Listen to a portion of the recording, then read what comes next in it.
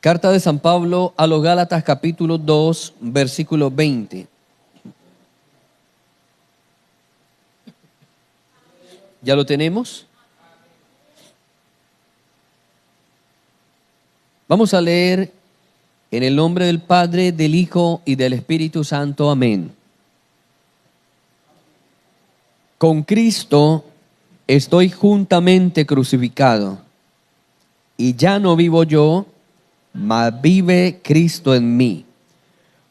Lo que ahora vivo en la carne, lo vivo en la fe del Hijo de Dios, el cual me amó y se entregó a sí mismo por mí. Vamos a compartir en esta mañana bajo el tema Camino al Calvario. Camino al Calvario. Vamos a hablar acerca de ese camino que a veces el hombre no quiere andar. El hombre desea siempre la comodidad en todo. Es algo típico de nosotros los humanos, que queremos siempre la comodidad, que queremos siempre la vida suave, que queremos siempre la vida fácil. Queremos que todas las cosas vengan a nosotros, pero no nosotros ir hacia las cosas. Queremos que todo sea rápido y permanente. De hecho, hermanos, que estamos en esa era donde tenemos que cuidarnos porque la comodidad ha traído estancamiento a nuestra civilización. Tenemos que cuidarnos de tanta comodidad. Inclusive si usted mira en temas de alimentación, se ha perdido la línea de lo saludable por las cosas que rellenan solamente el vientre. Me explico. Si vamos a hablar muchas veces de lo saludable, comemos más por llenarnos que por alimentarnos.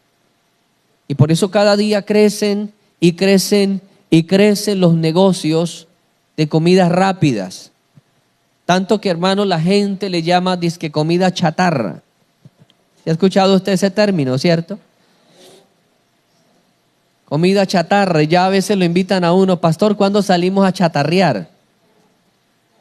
Así me decía un hermano, ¿cuándo salimos a chatarrear? Lo invito a chatarrear. Y ya sabía que chatarrear pues era ir a algún puesto de fritos, algún puesto de comidas rápidas. Entonces, la comodidad muchas veces, hermano, la comodidad a veces nos trae cierto estancamiento, porque a veces no nos deja la comodidad ir hacia las cosas, sino que esperamos que las cosas vengan a nosotros.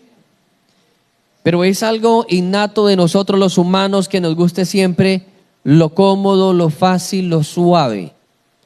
Cuando hablamos del camino al Calvario, vamos a hablar de un camino que los seres humanos poco están buscando.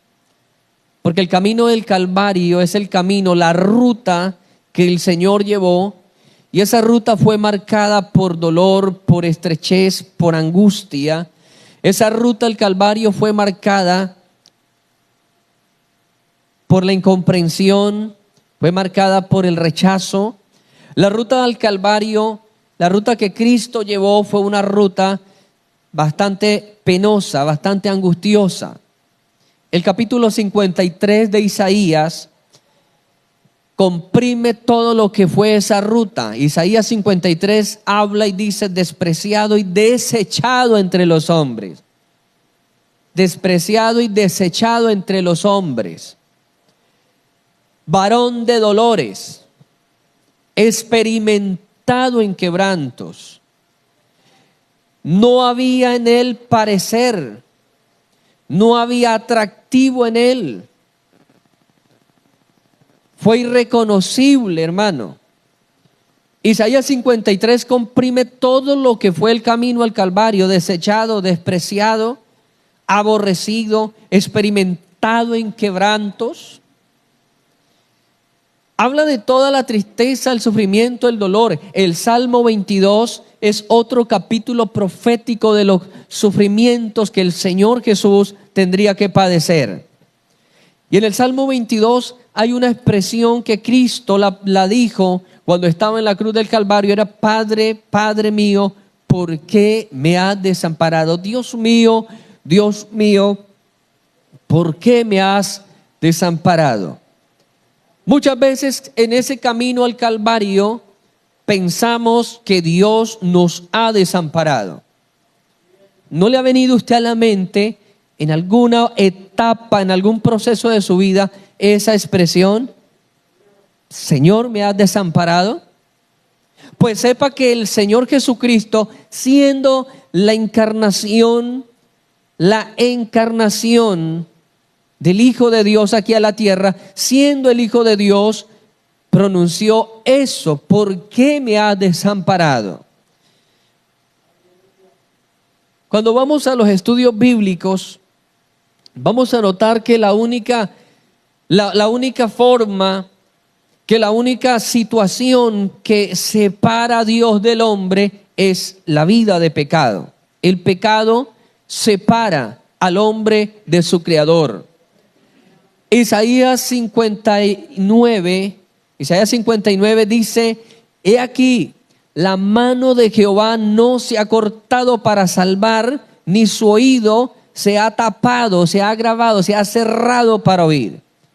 Ni la mano de Dios se ha cortado para salvar, ni su oído se ha tapado para oír. Sigue vigente la mano de salvación, sigue vigente el oído de salvación de Dios. Pero el versículo que sigue da una cruda realidad.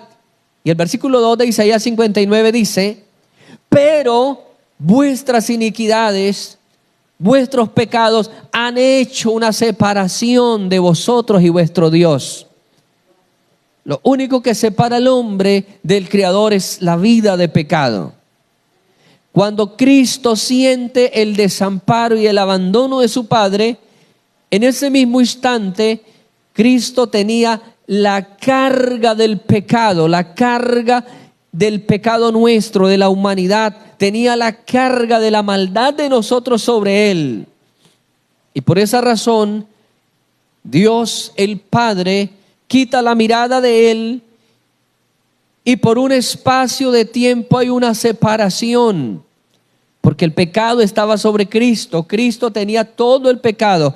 Cristo había sido, hermano, la representación de lo que hacían los sacerdotes en la antigüedad, donde le colocaban las manos a un cabro, le colocaban las manos el sacerdote.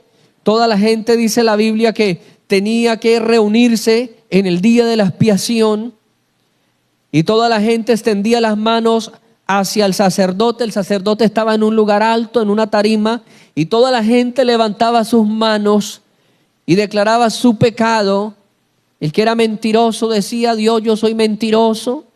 El otro decía: yo soy ladrón. El otro: yo soy blasfemo. El otro: yo soy perezoso. El otro: yo soy glotón. Y todos confesaban sus pecados hacia el sacerdote, de manera que simbólicamente estaban tirando el pecado hacia el sacerdote. Todo el pueblo tiraba su pecado hacia el sacerdote, y luego el sacerdote tomaba un macho cabrío, un cabro, un animal, y le ponía las manos a ese animal, y simbólicamente remitía el pecado que todo el pueblo le había tirado a él, a ese animal. Y luego ese animal, los sacerdotes se lo llevaban al desierto, y en algunas ocasiones lo dejaban correr dentro del desierto, y en otras ocasiones lo lanzaban por un despeñadero abajo. Era la forma en que Israel trataba el pecado. Ahora Cristo en la cruz del Calvario estaba tomando esa representación donde todos los pecados venían sobre él, y hubo una pequeña separación en ese momento entre Dios el Padre y él. Se sintió solo, se sintió triste, se sintió abandonado. Pronunció: ¿por qué me has abandonado? El capítulo 2, versículo 20 de Gálatas se dice que es la columna vertebral de la teología paulina. Es el centro de todas las 13 cartas de San Pablo. Las 13 cartas que nosotros tenemos, porque Pablo escribió otras cartas que se extraviaron, otras cartas que se perdieron. ¿Sabían ustedes que muy posiblemente existe o existía la tercera carta a los Corintios que se perdió? Pablo le escribió una carta a la iglesia de Babilonia que también se perdió. Hubieron muchas cartas a muchas iglesias que se extraviaron en el camino, se perdieron. El corazón de las 13 cartas de Pablo, el centro, la columna vertebral es el versículo 20 de Gálatas, que dice: gloria al Señor, con Cristo estoy juntamente crucificado. Y ya no vivo yo, mas vive ¿quién? Cristo en mí. Así como Cristo llevó un camino de dolor, de sufrimiento, hasta llegar a la muerte, Pablo dice que él también va por ese mismo camino, crucificado. A veces estamos con Cristo, pero no estamos todavía crucificados. ¿Qué es ser crucificados con Cristo, hermano? ¿Qué es ser crucificado con el Señor? Cristo le dijo a los discípulos en San Mateo 16:24, si alguno dice que si alguno viene a él y no lleva la cruz, no es digno de ser mi discípulo. Vamos a leerlo para precisar muy bien. San Mateo 16:24.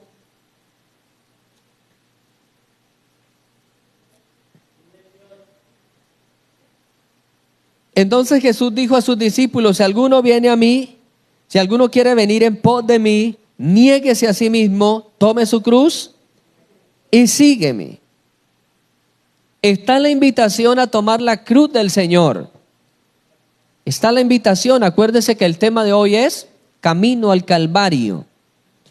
La invitación del Señor es a llevar la cruz, pero no hablaba de una cruz física, como la religión tradicional de Colombia lo hace, que carga un madero unido con otro, haciendo forma de cruz, y cada Semana Santa cargan la cruz por las calles o por los caminos, por las veredas, y lo hacen cada año, donde después de entregar esa cruz en un hueco, dejarla anclada, se van para la casa y continúan con la misma vida de perdición. En una ocasión estábamos en una de las iglesias que pastoreábamos, y esa iglesia queda en lo alto, tiene un andén, tiene un muro, y tal vez está a unos 2 metros de altura sobre el nivel de la calle. Mi niño estaba pequeño, y ese día de la Semana Mayor estábamos en un ayuno con la iglesia. De pronto, mi hijo, que estaba cerca de la ventana, escuchó el murmullo de los rezos que iban haciendo en el llamado Vía Crucis. Y entonces mi hijo rápidamente llegó y me tocó. Yo estaba de rodillas, me tocó el hombro y me dijo: papi, ahí van los católicos con una cruz grandísima. Yo le dije: no, déjelos, hijos, déjelos, que ellos también están en su actividad. Yo: no, papi, venga, mire quién lleva la cruz. Y entonces me paré rápido y venían así, pasando cerca al templo. Y a mi hijo le llamaba la atención, estando tal vez de algunos 8 años, lo que a mi hijo le llamaba la atención es que en la parte de adelante, el que llevaba la cruz era uno descarriado de la iglesia, que se había congregado ahí unos años. Se había apartado y ahora seguía cargando la cruz de palo.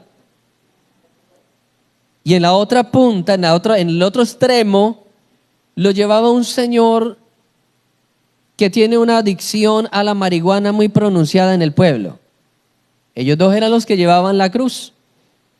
Uno que era vicioso o que es todavía vicioso, ya una persona de avanzada edad, pero muy vicioso.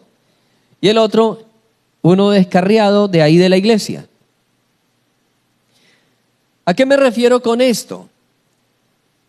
Que lo malo no era llevar ese trozo de madera, sino que lo malo era que después de enterrado el trozo de madera, siguieron siendo los mismos. El otro hasta el día de hoy es descarriado, apartado, y el otro todavía sigue siendo vicioso.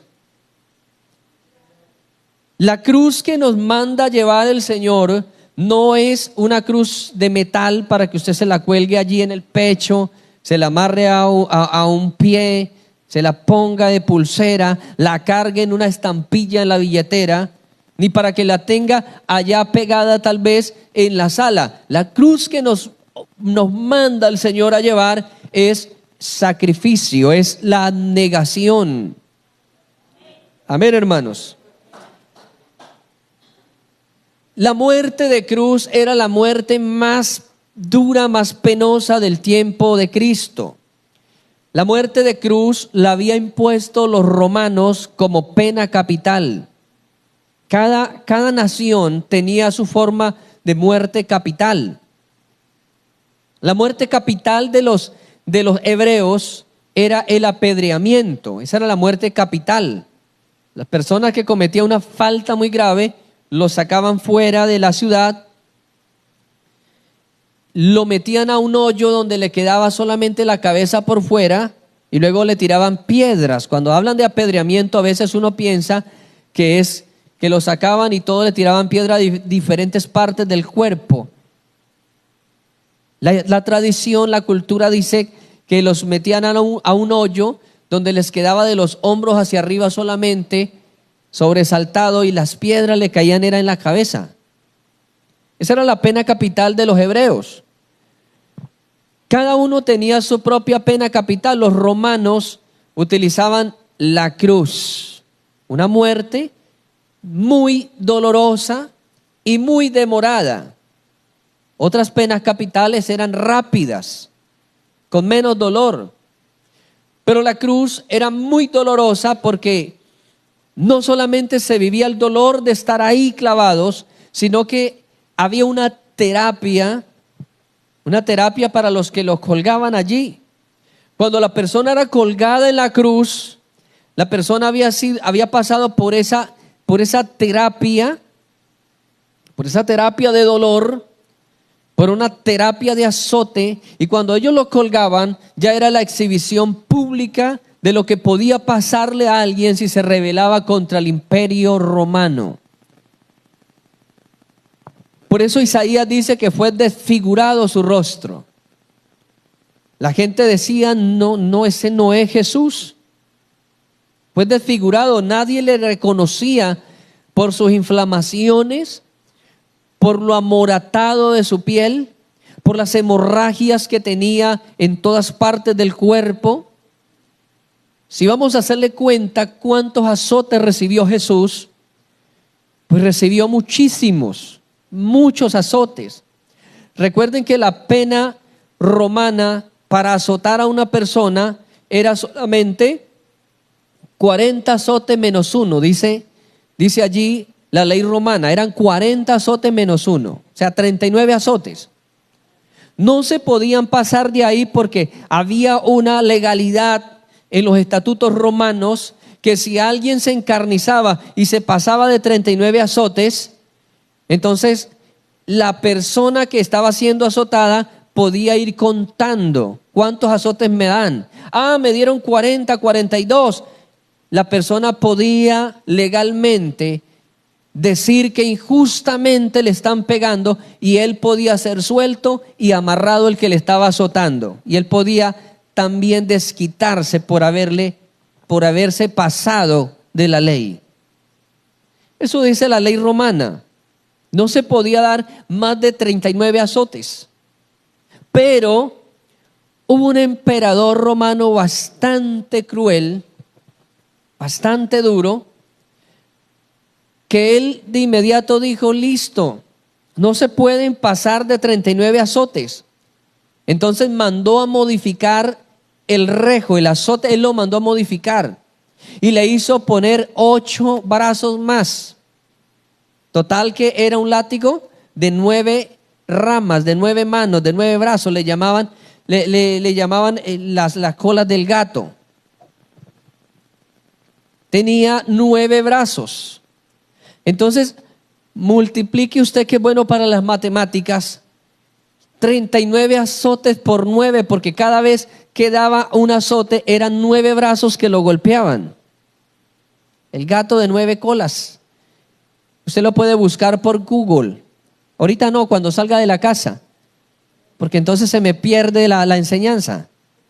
Pero usted puede buscar la imagen de esos azotes con que crucificaban a las personas. El gato de 9 colas, el azote de 9 colas.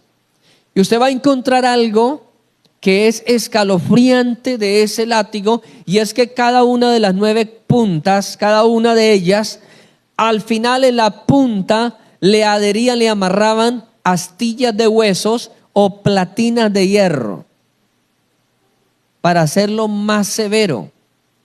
No eran solamente los rejos de cuero, sino que también tenían adherido platinas de hierro o en algunos casos astillas de huesos. ¿Se puede imaginar lo que cortaba, lo que hería eso? Cuando pegaba en la espalda de los presos, quedaba enterrado.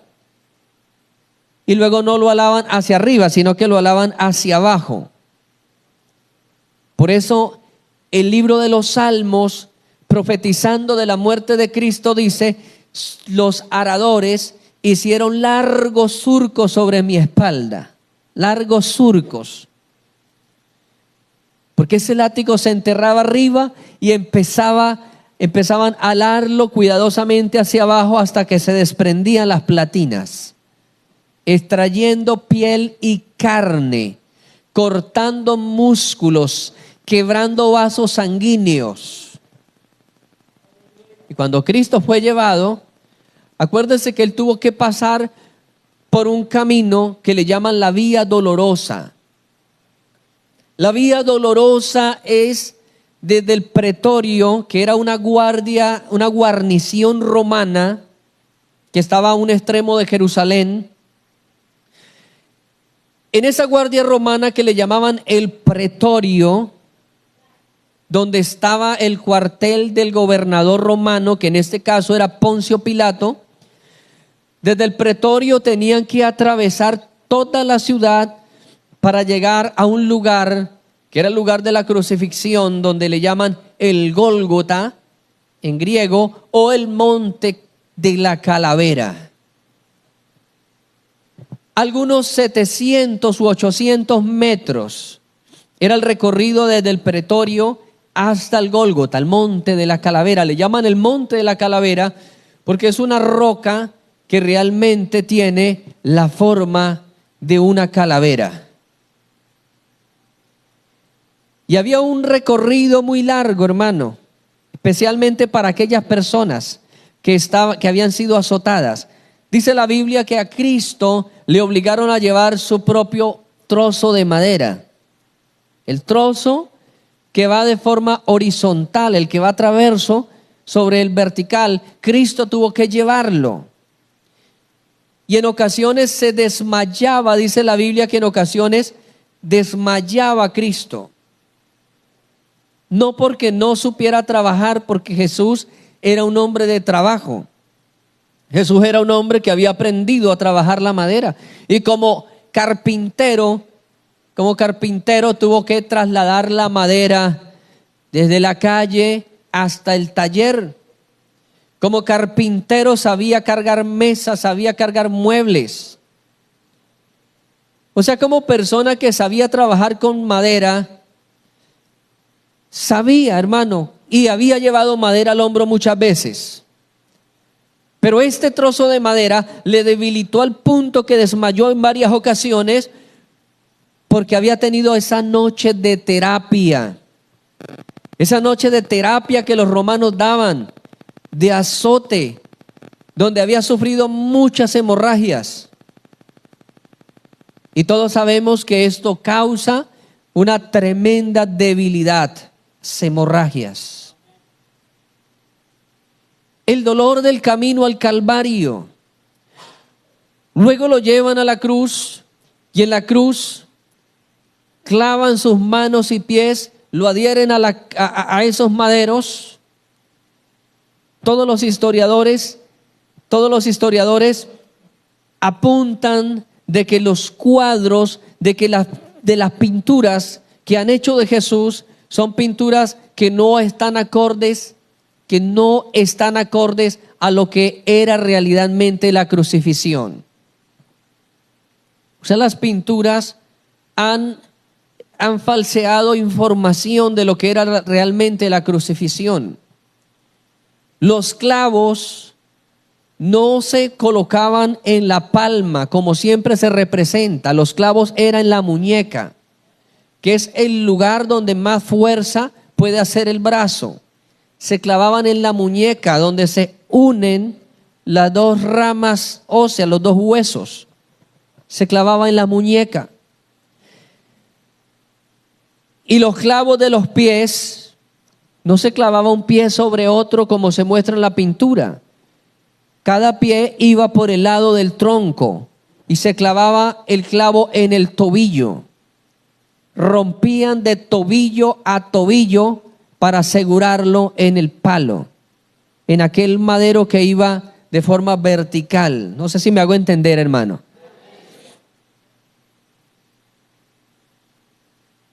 Vamos a encontrar que esto no era del gusto de Cristo, no era del gusto. En San Marcos capítulo 14, Él le dijo al Señor, al Padre, si es posible, Señor, pasa de mí esta copa.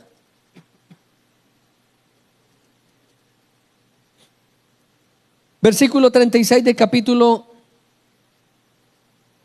14:36 de San Marcos decía, Abba, Padre, todas las cosas son posibles para ti, aparta de mí esta copa, mas no se haga lo que yo quiero, sino lo que tú quieras. El mismo Señor no deseaba cargar la cruz, el mismo Señor no deseó la cruz, Él no quiso, hermano, la cruz, no lo quería físicamente porque Él sabía todo lo que implicaría el camino hacia ese Calvario, no lo quería. Dice la historia que las personas cuando sabían que eran condenadas a la cruz, muchas de las personas se suicidaban en la cárcel, se quitaban la vida. Entregaban sus pertenencias a los otros presos y le decían, por favor, máteme, no quiero llegar a la cruz. A muchos se les amarraba toda la noche para que no fueran a atentar contra su propia vida. La gente prefería quitarse la vida antes que ir a la cruz. Era una terapia toda la noche. Después públicamente lo pasaban por la vía que llaman la dolorosa. Luego se colgaban y se dejaban ahí todo un día. Y la historia dice que la cruz, aquellas cruces usadas por los romanos, tenían un trozo de madera, un tronco, que se lo adherían a la espalda del crucificado. De manera que al colocarle un tronco ahí en la espalda, el crucificado quedaba en arco, él quedaba así arqueado. Y era muy fácil para respirar, pero era muy difícil botar ese aire. Inhalar muy fácil, pero exhalar era muy difícil. Aquella persona iba muriendo con su propio aire. Se iba asfixiando, sus pulmones se reventaban. Todo su sistema respiratorio colapsaba. El oxígeno que necesitaba el cerebro cada vez se hacía más lento, más agotante. Por eso la muerte de cruz era una de las más terribles que existió en la antigüedad. Los romanos la practicaban. Cristo murió a través de eso. Ahora, hermanos, Cuando Pablo dice, yo también estoy crucificado, ¿a qué se refería Pablo? Pablo se refería a esa vida que como humano muchas veces no la quería, pero que era necesario. El Señor, imagínese si Dios, si Cristo hubiese huido de la muerte de cruz. Si el Señor hubiese dicho, Padre, más bien cámbiamelo por el apedreamiento, que es rápido y fácil.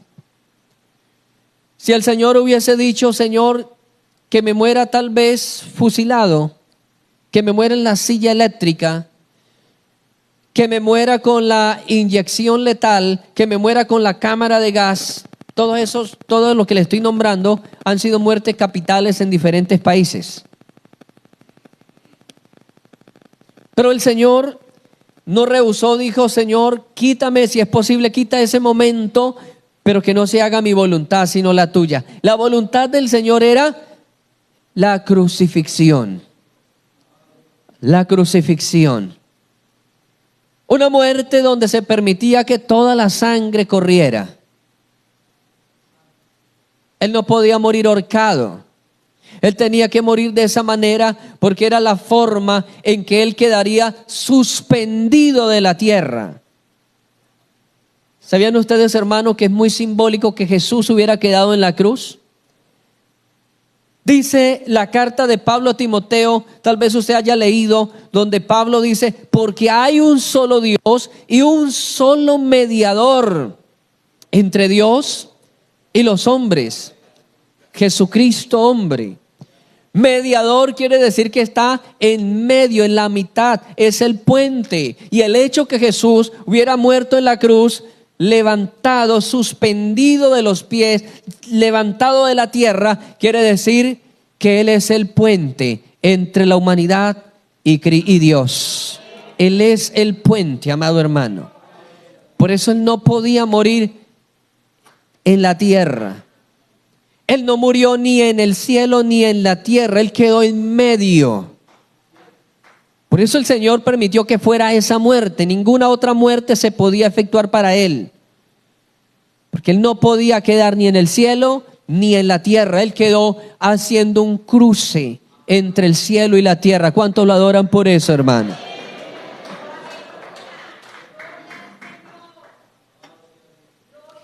Y mire, hermano, cómo es de maravilloso la simetría de la palabra de Dios. Cuando yo hablo de simetría, quiere decir que todas las cosas concuerdan. Las fichas del rompecabezas se enchazan y originan algo que se llama el plan de salvación. Porque así como concordó lo que Pablo dijo, un solo mediador, es decir, que no está ni en la tierra ni está en el cielo, pero que está sirviendo de puente, así como concordó la crucifixión con las palabras de Pablo, concuerda lo que pasó en el huerto del Edén, que por un árbol te entró el pecado. Un árbol fue lo que sirvió para que Satanás arrastrara a la humanidad al pecado y a la maldad. Asimismo, un árbol fue lo que sirvió, el madero sirvió para la salvación de nosotros también. Hay un dicho que dice que no hay cuña que apriete más que la del mismo palo. ¿Cierto, hermano? Por un árbol entró el pecado, pero a través de un árbol, Dios también utiliza un árbol para que a través de ese madero, a través de ese tronco, de ese leño, entrara salvación para usted y para mí. Regálele un aplauso al Rey, hermano.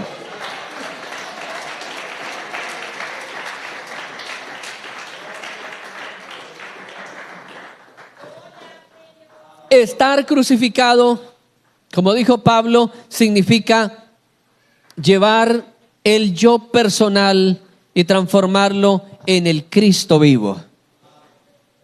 Estar crucificado con Cristo es llevar las ganancias nuestras, ponerlas a los pies del Señor y empezar a llevar el vituperio de Él.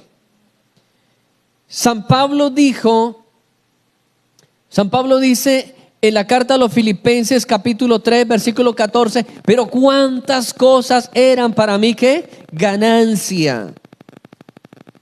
Lo dice así en la carta a los Filipenses capítulo 3. Gloria al nombre del Señor. Y a su nombre. ¿Cuánto alabamos al Señor? A su nombre. Y a su nombre. El versículo 7, capítulo 3, versículo 7 dice, pero cuántas cosas eran para mí ganancia. Ahí está un Pablo que no era crucificado. Cuando Pablo decía tengo muchas ganancias de la tierra, era un Pablo sin crucificar. Era un Pablo religioso. Acuérdese que Pablo había sido estudiado en la mejor universidad, que era la universidad del señor, del doctor, del decano, del magíster Gamaliel. Era la Harvard del mundo antiguo, era la mejor universidad. Quien tuviera el título de la Universidad de Gamaliel tenía puertas abiertas en el mundo entero, hermano. La Biblia dice que eso era una ganancia para él. ¿Cuántas cosas eran para mí ganancia? Oiga, las he estimado como pérdida. ¿Por qué, hermano? Por amor de Cristo. Y el versículo 9 es extraordinario. Dice, y todo lo tengo, ¿por qué? Dice, ciertamente aún estimo todas las cosas como pérdida por la excelencia del conocimiento de Cristo Jesús, mi Señor, por amor del cual lo he perdido todo y lo tengo por basura para ganar ¿a quién? A Cristo y ser hallado en Él, no teniendo mi propia justicia, que es por la ley, sino por la que es por la fe de Cristo, la justicia que es de Dios por la fe.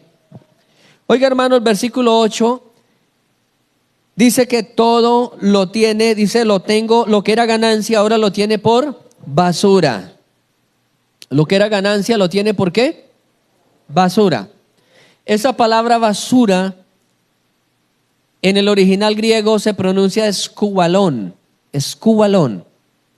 Y escubalón es estiércol, excremento. La palabra original para el versículo, la palabra original para la palabra basura es excremento, estiércol. Lo que Pablo dice, todo lo que era para mí una ganancia, lo tengo por excremento. Y qué mejor que esa palabra, es mejor la palabra del original que la palabra que tenemos nosotros. La palabra que tenemos nosotros es basura.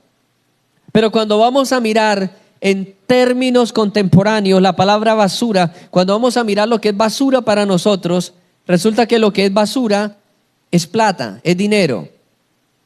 Aún lo que es basura es dinero. ¿No ves que usted saca las bolsas y al ratico llegan personas a mirar qué hay ahí? Y de ahí extraen el vidrio, el PET, bolsas, metales. Y quedan algunos residuos. Esos residuos los toman las plantas de tratamiento ya residuales de la ciudad. Los llevan a lugares que se llaman rellenos o botaderos de basura. Y allá hay otras personas que clasifican y todavía sacan cosas útiles de allí. Lo que usted y yo llamamos basura es dinero pulpo, hermano, es dinero. Entonces yo prefiero lo que dice Pablo en el original griego. Lo que dice la versión original es todo lo tengo por excremento, porque el excremento sí ya no lo persiguen como la basura que usted y yo sacamos. Más despreciable todavía. Eso es, hermano, estar crucificado. Mirar que muchas cosas que son ganancias para el hombre pueden ser basura para nosotros. A veces estamos en Cristo, pero no estamos crucificados, porque todavía tenemos un hombre viejo interno. Todavía tenemos una naturaleza que nos salta a cada momento. Pablo dijo, yo estoy crucificado, ya no vivo yo. Cristo vive en mí.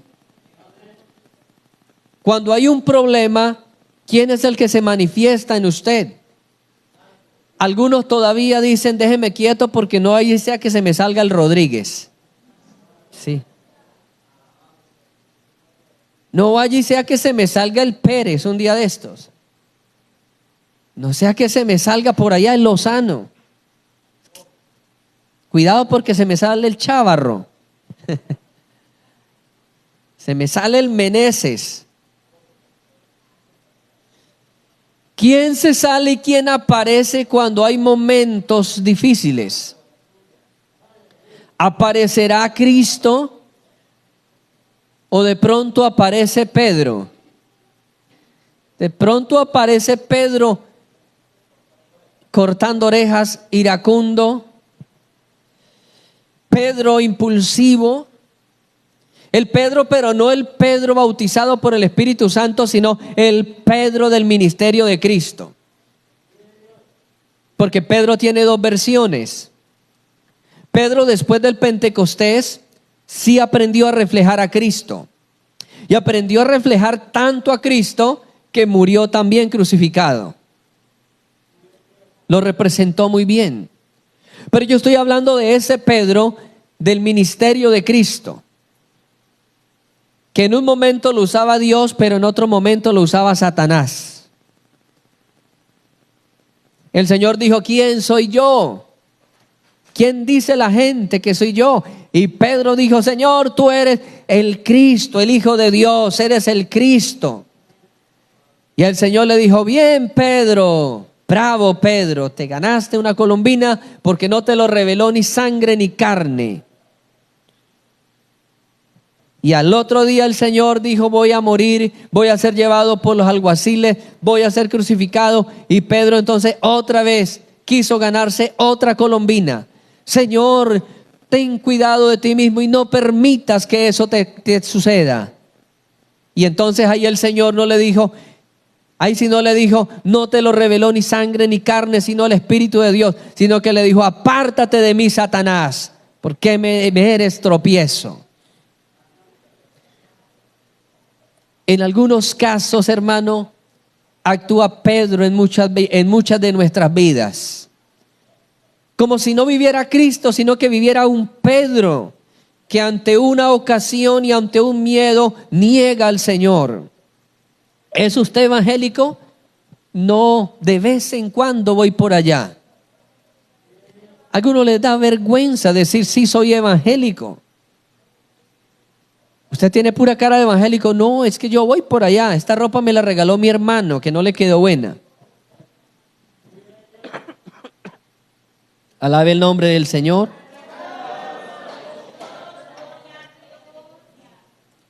Pedro negó al Señor cuando se vio acosado ante personas que le preguntaban la identidad de él.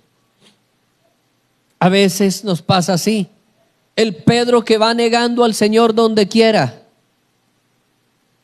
Usted es evangélico en el colegio, en la universidad. No es que mi mamá o mi papá me llevan. Pero no, yo no soy evangélico, es que me llevan. Es que yo nací en una familia evangélica y ellos son los que me llevan. Pero no, evangélico yo no. ¿Cómo se le ocurre? No, yo no. A veces parece que no habitara Cristo en la persona, sino que habitara Sansón. Un Sansón, perseguidor de las faldas. Hermano, Sansón tenía una fuerza impresionante, pero tenía una debilidad impresionante por el sexo opuesto. ¿Cómo un corazón tan fuerte a la vez era tan débil con el sexo opuesto? Y algunos son extremadamente débiles en el sexo opuesto. No puedo mirar el sexo opuesto porque de inmediato me pongo nervioso, decía un hermano en una ocasión. Un anciano en una ocasión oraba y decía: pastor, por favor, ayúdeme a orar y repréndame porque me está atacando un espíritu piernero. Un espíritu piernero. Que el Señor me saque ese espíritu piernero.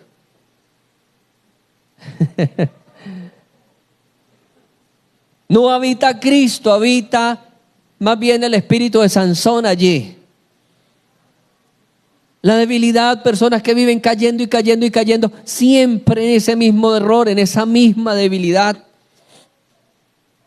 Porque no está allí Cristo, sino que está un espíritu, más bien el espíritu de Sansón, cayendo con las Dalilas. Un amigo mío decía eso: pastor, a mí me gusta mucho el evangelio, me gusta mucho la iglesia, me sé varios coros de alabanza, pero es que las Dalilas no me dejan avanzar. Un espíritu dominado totalmente por la lujuria. Y ya hay lujuria virtual también. Algunos no se dejan arrastrar por la lujuria física, pero tienen una lujuria carnal a través de lo virtual, a través de las redes sociales, a través de los videos, a escondidas, a solas, a oscuras. Una tendencia, hermano, a la vida sexual. Y hay que tener cuidado porque estamos en el siglo XXI donde hay una invasión sexual. ¿Ya ven ustedes, hermano, que estamos afrontando una invasión sexual extrema? Una cantidad de programación de televisión, una cantidad de comerciales donde lo primero que aparecen son mujeres bailando en ropa interior, en bikini, donde sale uno a la calle y lo primero que se mira son personas mal vestidas. Ahora hay una tendencia, hermano, que es la tendencia de los tatuajes.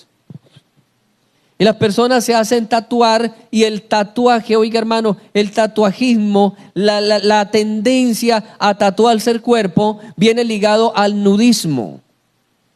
Porque nadie se va a tatuar toda la espalda para mantener con una chaqueta de cuero. Los que se tatúan, la intención siempre es mostrar la parte tatuada. Y es el gusto que me miren el tatuaje en la espalda, en el ombligo, en la pierna, en los glúteos, en los pechos. Viene ligado, hermano, el tatuajismo viene ligado a una tendencia de nudismo. Y ya usted va a comprar artículos, y hay artículos que vienen también ya con stickers o con imágenes de personas semidesnudas. Algunos tienen todavía, pues es muy respetable, hermano, eso es muy respetable, los gustos hacia equipos deportivos, es respetable. Pero lo que no comparto es que muchas veces, aún en casa de cristianos, están haciéndole barra al equipo de preferencia, pero hay tal vez un afiche, un cuadro, tal vez hay un banner donde está el equipo y las porras, las mujeres que le hacen porra al equipo en tangas allí, en ropa interior. No, pastor, es que yo soy hincha del América de Cali, sí, pero también puede ser hincha también del nudismo de las mujeres que están ahí. Se escudan detrás del color de un equipo para tener manifestado lo que hay en el corazón.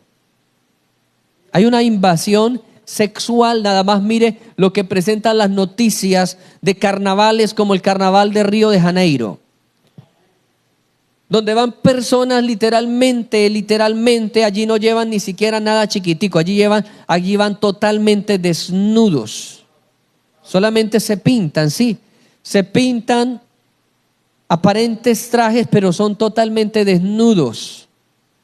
donde el último día del festival del Carnaval de Río de Janeiro terminan en orgías unos con otros. El festival termina siempre con orgías en las calles, sexo público. No por algo, Brasil es el segundo país más contagiado de SIDA del mundo. Con casi 300 millones de habitantes, y es el segundo país con más contagiados de SIDA del mundo.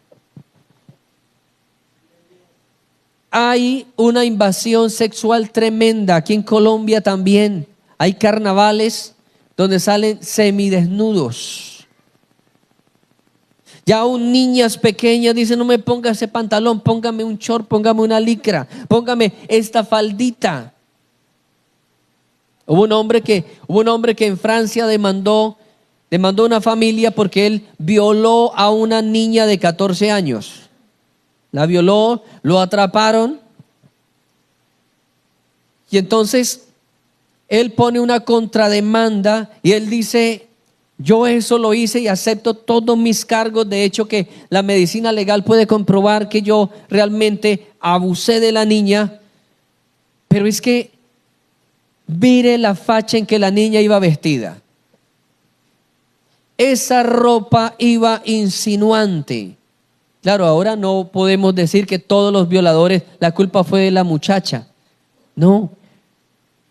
Pero digo lo que el hombre estaba argumentando. Miren la facha que hacía una niña de 14 años casi desnuda por las calles, por lugares solos de la ciudad.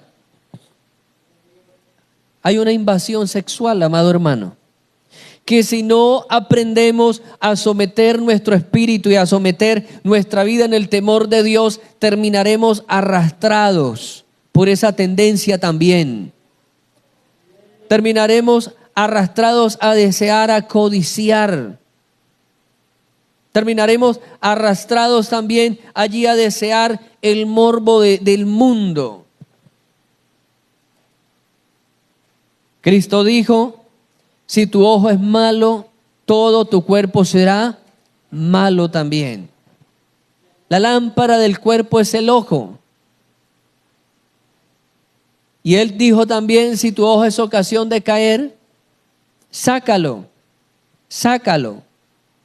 No está hablando de forma literal de arrancarlo, pero sí de quitarlo en ciertos momentos. Ahora no vaya a ser como alguien dijo en una ocasión. Como se dice que la segunda mirada es la mirada que trae la maldad, la malicia. No la primera, porque en la primera mirada se hace sin intención, pero cuando usted voltea la segunda, ya usted lleva una intención, una causa allí. Entonces alguien que siempre tiene como algo listo para decir, dijo: pero bueno, entonces si la segunda mirada es la mala, entonces yo no quito la mirada con la primera, sigo ahí mirando. Para no pecar con la segunda, entonces sigo ahí con la primera. Hermanos, esas son las excusas de un corazón que no ha sido crucificado en Cristo, que ha seguido ahí arraigado. Ya no vivo yo, mas Cristo vive en mí. ¿Quién vive dentro de usted, hermano? ¿Pero está mostrando usted a Cristo? Porque algunas actuaciones le reflejan a uno los personajes de la Biblia. Algunas actuaciones, algunas actitudes de muchas personas le hacen acordar de personas de la Biblia. Y no precisamente de los personajes de los héroes de la fe, sino de aquellos personajes que no rindieron ciertas áreas del corazón a Dios. A Judas le hacen acordar a uno Judas con el beso traidor. Que mientras Judas le da el beso al Señor, de inmediato está con el dedo diciéndole, haciéndole señas a los que venían a atrapar al Señor: ese es. Él se acerca y le da el beso, pero le está haciendo con la mano: ese es, cójalo. Algunas actuaciones reflejan a Judas en el corazón de mucho pueblo. que están entregando al hermano, que están entregando a otro mientras muestran una cara de falsa amistad, de amor fingido. Pero que el espíritu de Judas está allí. Hermano, qué necesario es nosotros crucificar ese ser interior que hay en nosotros. Permitir que realmente el Cristo de la gloria nazca en nuestras vidas. ¿Sabe que el último día de Cristo pasaron una cantidad de eventos muy significativos? El último día de Cristo, Él mandó arreglar un lugar que se llama el aposento alto. En ese aposento alto dice la palabra de Dios que esa noche, eso fue el último día de Cristo, en ese aposento alto, dice que se amarró una toalla y que se tomó un lebrillo, o sea, tomó un tazón, puso agua, hizo sentar a todos los discípulos y ahora Él venía a lavarle los pies a ellos. El último día, que es el día del camino al Calvario, el Señor les mostró aptitud de servicio. Aptitud de servicio. En toda fiesta de los judíos tenían que haber dos personas en toda fiesta de los judíos. Primero, tenía que haber un señor, el dueño de la fiesta, que era el que invitaba a los demás. Tenía que haber un señor, pero tenía que haber un esclavo. Y estaba el Señor porque él les dijo: cuánto he deseado comer esta cena con vosotros. Cristo era el Señor. Pero de los otros 12 ninguno se levantó a ser esclavo. Cristo deseó y esperó a ver quién se paraba para hacer las paces del esclavo. Pero ninguno se levantó a hacer las paces del esclavo. No podían comer aquella Pascua con los pies sucios porque ellos tenían un ceremonial. Y dentro del ceremonial de la Pascua tenía que asearse, tenía que estar presentados. Estaba el Señor, pero no estaba el esclavo. Tal vez el Señor esperó a ver si era Tomás, pero Tomás estaba bien sentado. Tal vez esperó Juan. Juan no percibió. Ninguno de los 12 percibió hasta que el Señor dijo: falta alguien aquí. Tal vez pensaron que era otro invitado, pero el Señor dijo: falta quien lave los pies, yo lo voy a hacer. Yo lo voy a hacer. Amado hermano, una de las manifestaciones de que Cristo vive en nosotros es el anhelo al servicio. El anhelo a ayudar a otros. El anhelo a ser un instrumento para que otros surjan también. Jesús dijo: voy a hacer las paces del siervo, les voy a lavar los pies. Luego dice la Biblia que salieron de la Pascua, de la cena, y los invitó a orar al monte de los olivos. ¿Se acuerdan ese momento donde el Señor le dijo a Pedro, Jacobo y Juan: mi alma está tan angustiada hasta la muerte? Vamos a orar. Vamos a orar. Y cuando el Señor vino, una hora después, estaban todos durmiendo. Los despertó y les dijo: muchachos, hay que orar. Se fue, volvió otro momento después y estaban ¿cómo? Otra vez estaban dormidos. Dice la Biblia que luego llegó Judas y le da el beso traidor. Pero el Señor no le devuelve la traición a Judas. Judas le da el beso traidor, pero el Señor no le devuelve nada en traición. El Señor le dice: ¿con un beso me entregas amigo?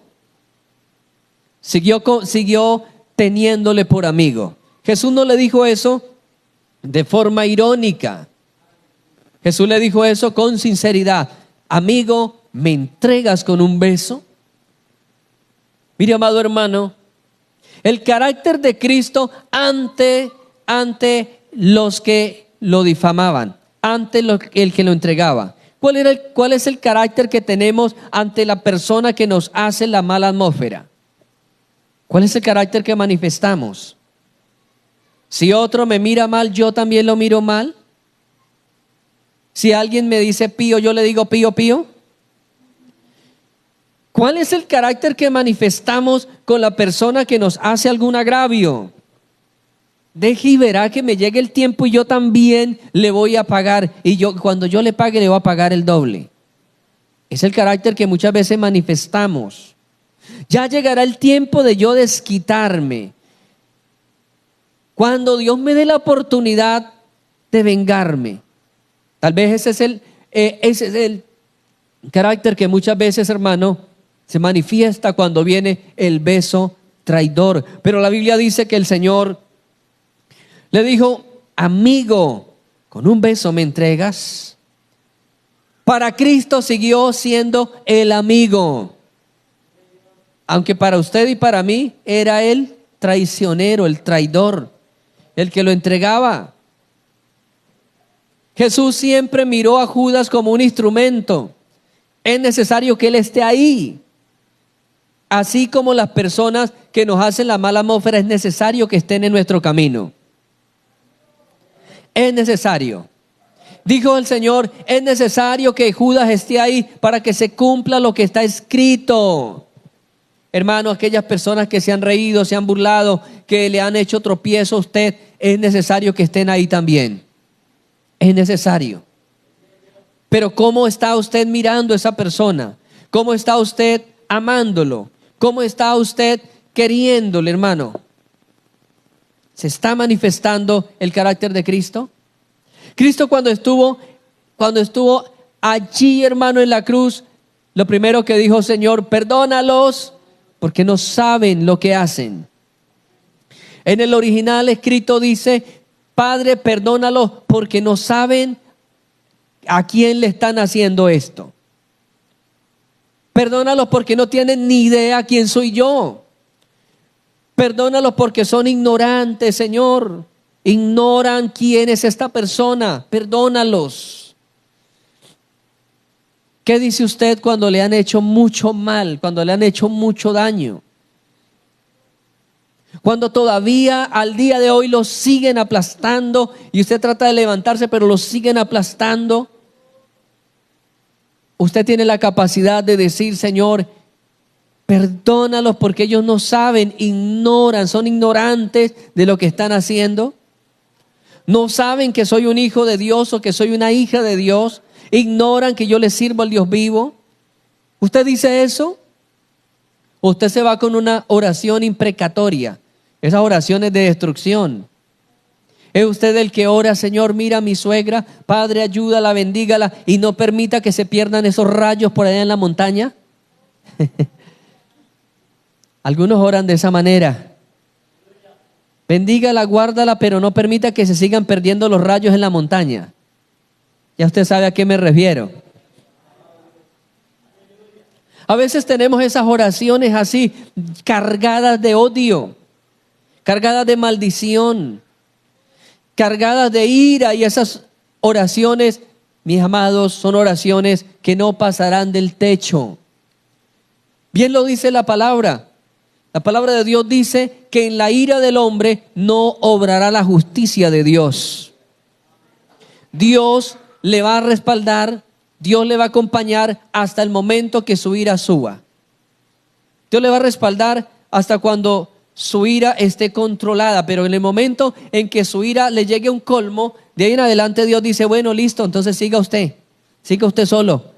No lo respaldo más, de aquí para allá siga, porque usted ya no me está reflejando a mí, no está reflejando a Cristo. Ya usted está reflejando a un tigre, está reflejando a un león. Ya usted está reflejando por allá a un Pedro impulsivo. Ya usted está reflejando a un Hitler, no está reflejando a Cristo. Mi amado hermano y hermana, hoy reflejemos a Cristo en lo que hacemos, en lo que hablamos. Reflejemos a Cristo en lo que pensamos. Reflejar a Cristo va a hablar más duro que lo que yo pueda gritar a través de este micrófono. Mira, amado hermano, la mejor forma de usted respaldar a un pastor. La mejor forma de usted respaldar una iglesia, la mejor forma de usted evangelizar es reflejando a Cristo, guardando su testimonio. Esa es la mejor forma de evangelizar, guardando el testimonio. Porque usted guarda su testimonio y su compostura como hijo de Dios, la gente de su cuadra lo va a respetar. La gente de su cuadra va a anhelar ser como usted, tener el hogar que usted tiene. La gente de su colegio va a querer ir a la iglesia. Aún profesores admiran la vida de muchos estudiantes. Dice, qué estudiante tan bueno el que tengo.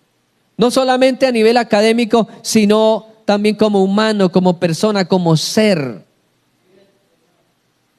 Mi amado hermano, hoy comprometámonos y crucifiquemos ese viejo hombre que muchas veces no nos deja acercarnos a Dios. Colóquese de pie. Levantemos nuestras manos y digámosle, Señor, ayúdame a crucificar esa vieja naturaleza.